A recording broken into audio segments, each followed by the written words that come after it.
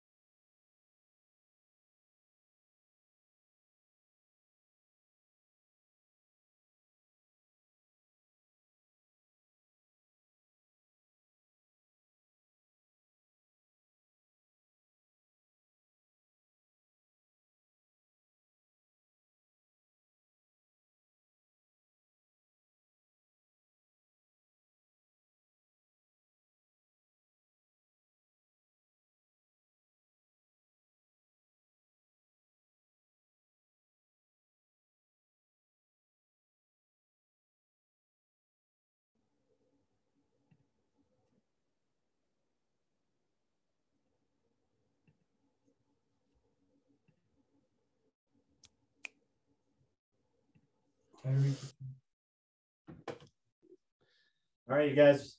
Do you guys hear us? Let's see what. I'm jumping on my computer here, so I'm not sure what's going on here. What happened here? There we go.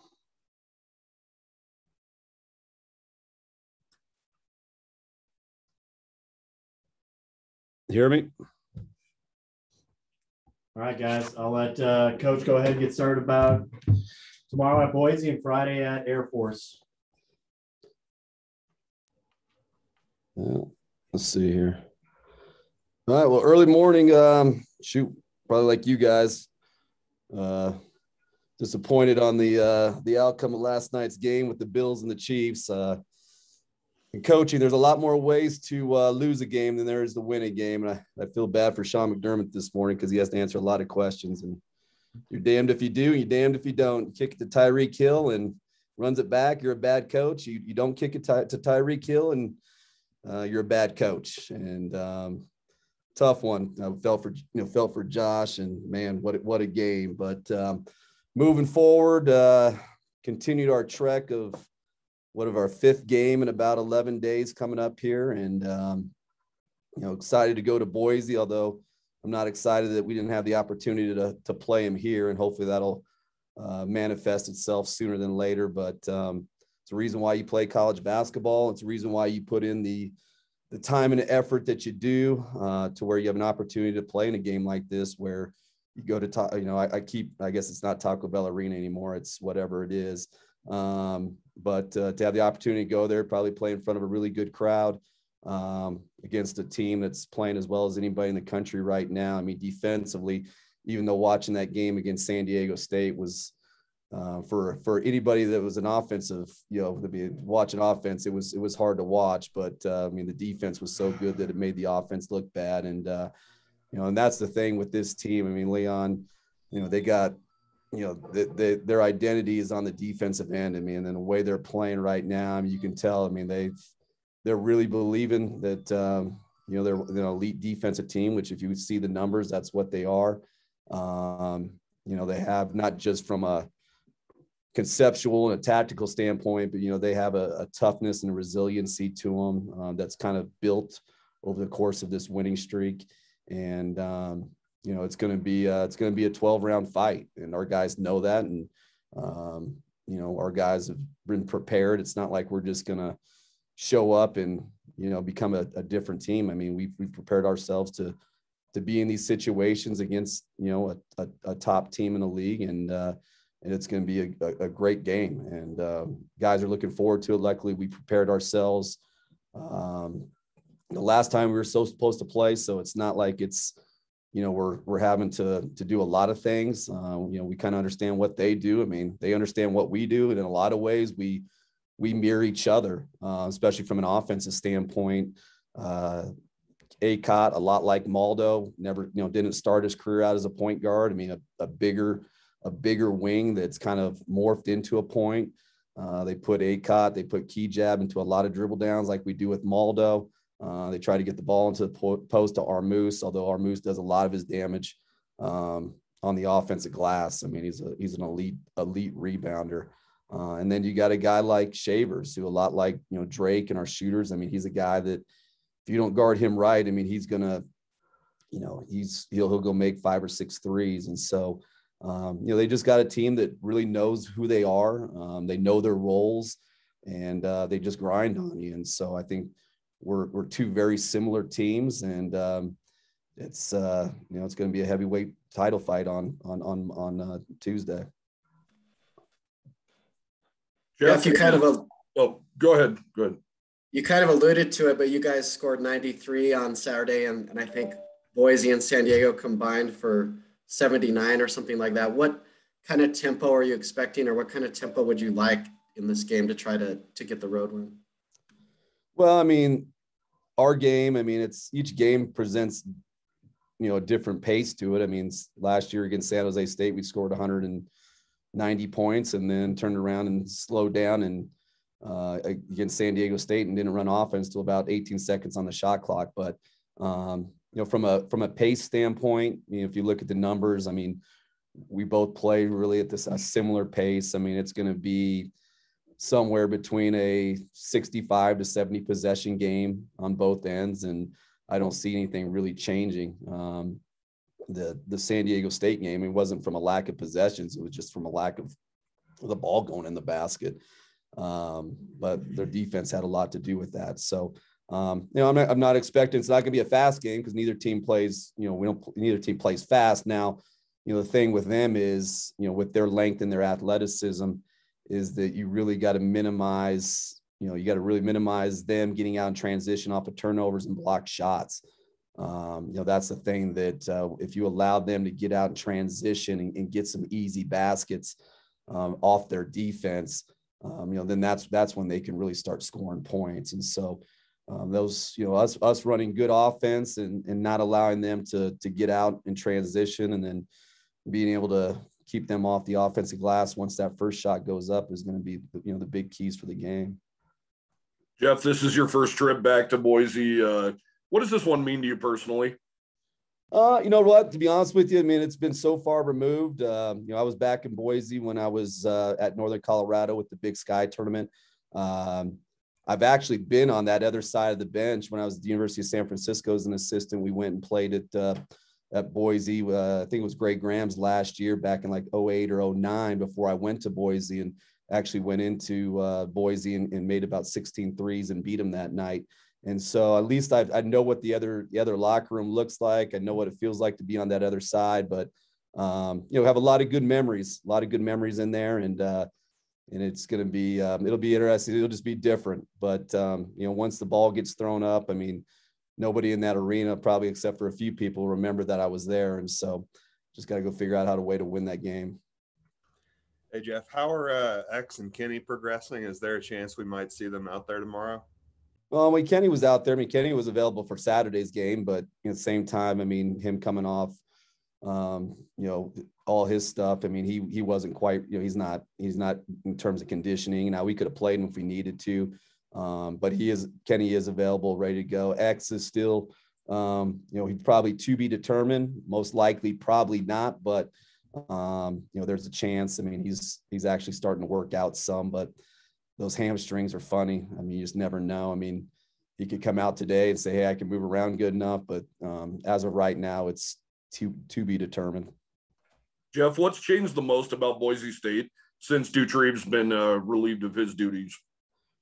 Well, I just think it just, as I said before we played them the first time, is that they just, now they know, I mean, they don't play, they play basically 7, they got 7 guys they play the majority of the time. They'll throw in an 8th guy in there with Milner.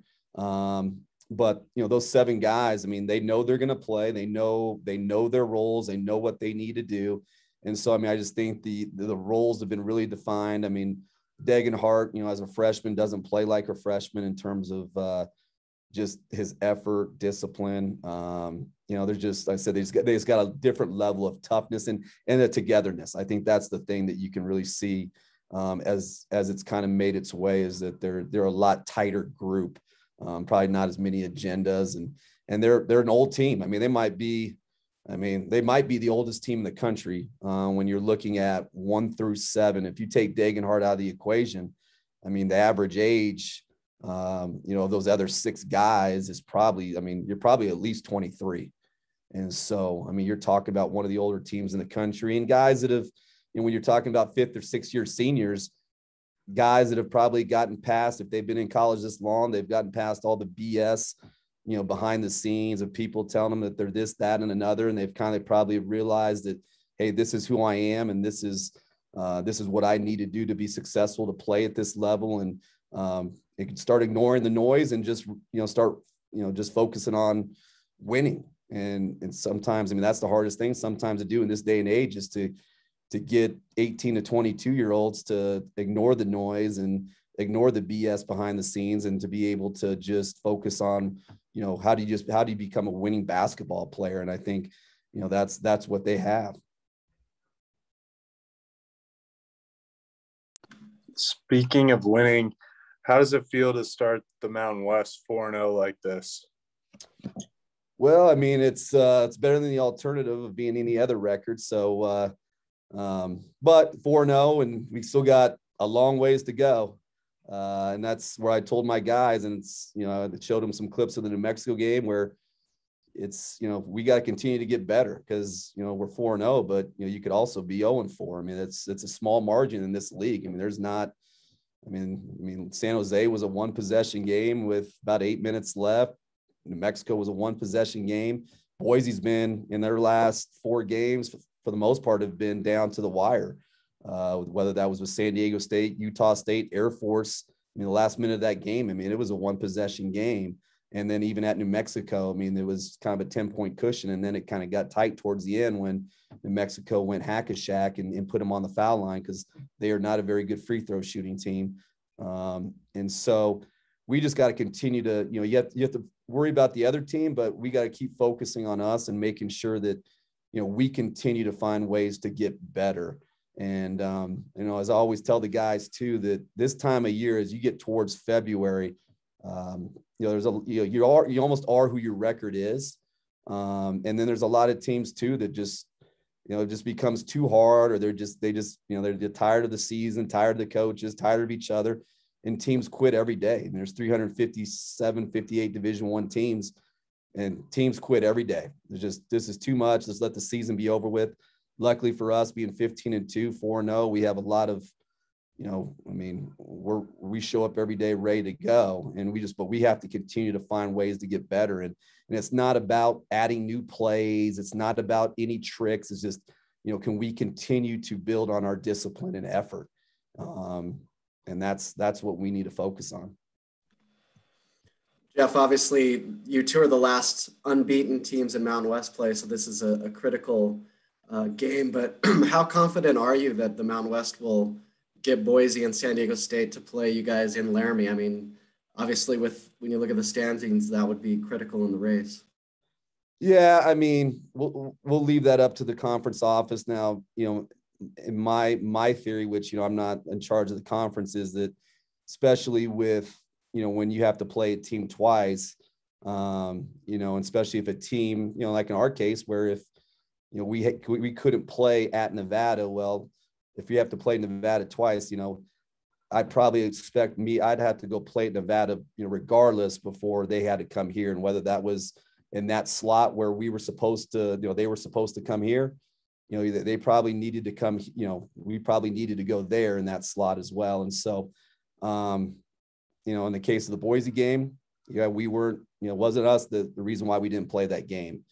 And, the hard part about that too was the fact that, the state of Wyoming, I mean, people drove from Cody, from, Evanston, from Rock Springs, from Buffalo, from Sheridan to come to that game and to show up and then to be told 30 minutes. I mean, that's a tough pill to swallow for people that are trying to, take a day of, day or 2 days. I mean, some people that drive the day before, and for them to, that's just bad business. I mean, that's not a good look. And especially in a state where people come, and so for us, hopefully, like I said, we'll have the opportunity. If we don't, then you know what? There's no excuses and nobody cares. So we're just gonna have to go do it. But, hopefully the right thing is done, and the league office will make San Diego State and Boise State come to Laramie, because as we all know, nobody wants to come to Laramie. And especially too, when, you have to come play a good team. After watching the film on New Mexico, Jeff, what stood out to you as far as giving up that many points? I mean, styles make fights, and I told you guys, you look at their record, and their talent is not indicative of what their record is. I mean, those two guards, House and Mashburn, I mean, those are probably the two quickest, fastest guards that we've faced all year. I mean, that includes Arizona, South Florida, Stanford. I mean, it's not even close. And so their team that's played everybody close. I mean, that was Colorado State the night before, or 2 days before, was that was down to the wire as well. It was the same game. And so, but I thought our guys did a really good job of following the game plan. We knew that we had an advantage inside with Graham and Maldo. And, for us to shoot 72% in the second half, that was, you just have to find a way sometimes. It's never going to be one way or the other. But there's some things that, we definitely need to shore up from a defensive standpoint. But sometimes, I mean, you kind of have to take what the game gives you, and thankfully we found a way to win it. Still a few days away, but what are just your overall thoughts on what you've seen from Air Force? Seems like they've really kind of exceeded expectations so far this year. Yeah, and not having watched them a lot, but I know from the little that I have seen, I mean, they've, Coach Scott does a really good job of, like I said, they run that system, they run the Princeton, the matchup zone. The teams that, and some of the teams they played, some of the first year coaches in the league, sometimes the first time you have to go up against that or have to go to the Springs to play. I mean, it can surprise you, but they got some young guys that are playing well. You have AJ, who's, one of the better guards in the league that's been around forever.